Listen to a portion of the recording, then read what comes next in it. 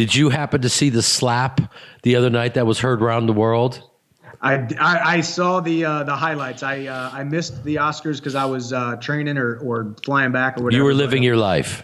I was living my life, and yes, I mean it's all over the place. You didn't want to see us celebrate ourselves yet again, Michael. How dare you, sir? I'm sorry. No, but you know what's fascinating is I have a reference for stand-up comedy, and Chris is one of the goats.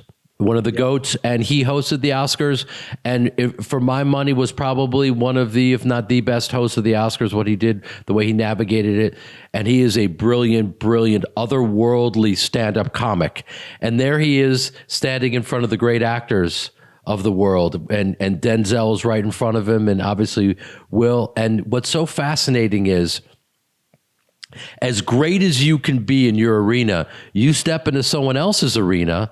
The reality is the best boxer who ever lived gets into a cage with you and doesn't have a chance. That's just reality.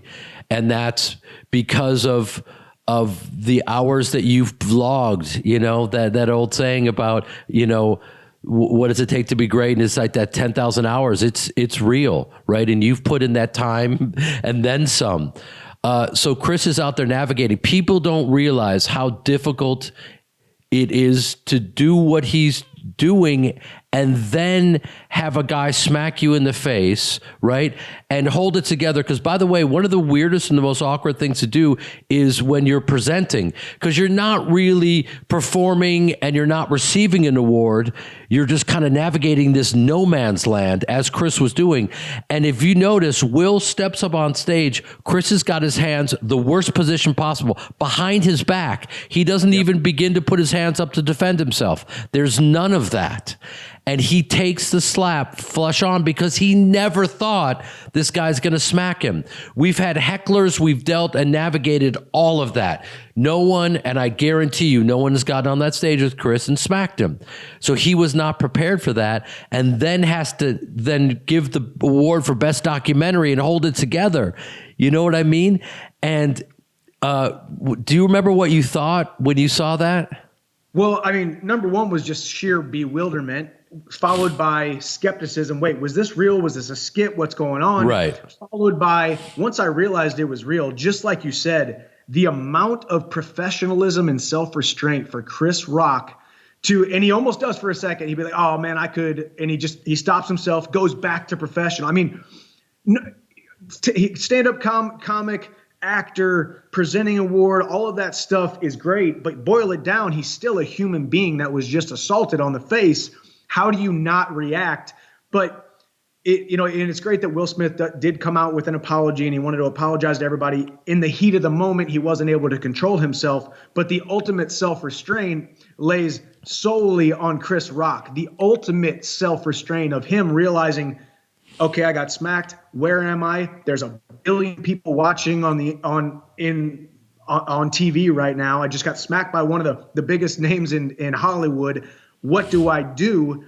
And he just, he did look side stage once to kind of figure out what are we doing here, and they just kept moving forward and then presented the award. I would not sit here and say that I would have reacted with the amount of grace and professionalism that Chris Rock did. And that's not because I'm a fighter. That's just because I'm a human being. The joke was a G.I. Jane joke, which Demi Moore played, and it's a reference to her buzz cut. Yep. She apparently has alopecia. Brother, I've been losing my hair since I was 14 years old. If I smacked every person that made fun of my hair, I would be on death row. Yep. Yeah. And you're absolutely right.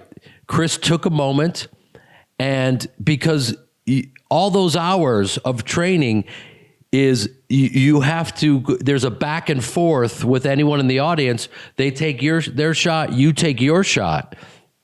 And you are absolutely right. Chris took that beat and was about to retaliate and said, I could, and he took a breath and realized I'm on live television, millions of people are watching, and now he has to go back and be professional and keep the show moving. And Denzel said, at your highest moment, the devil will come for you. And I think he was speaking about Chris as well. in that moment, because he could have reacted from his ego and tried to tear them down. And Chris is a professional, and no one can do it better. And, you know, and what I saw was a guy who, I mean, Will is one of these superstars that, you know, has gotten to play some of the biggest icons. He got to play Muhammad Ali, man. This guy was the Fresh Prince, and he's still popping a wheelie decades later. That's almost impossible, what he's doing.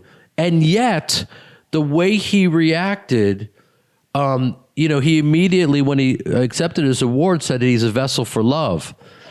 But 11 seconds ago, you smacked my man in the face. So you're also, you know, he's human, but it felt like the actions of someone that has, and I am not even qualified to speak on this, but it feels like there's some repressed trauma.